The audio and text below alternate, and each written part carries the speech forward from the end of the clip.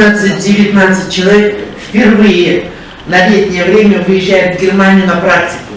And 18 students will participate in medical practice in Germany for the first time.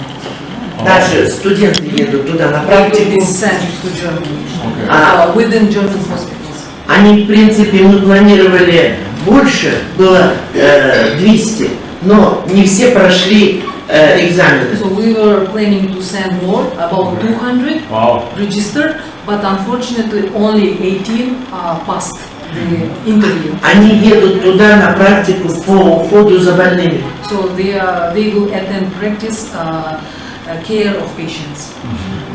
Причем это отобранные ребята, которые владеют английским языком. Но и подготовка сейчас идет еще и на немецком языке.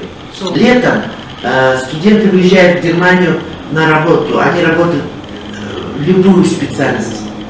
Допустим, уход за пенсионерами, дома убирают, стирают. Вот такая не практика это. А мы впервые делаем уже медицинскую практику.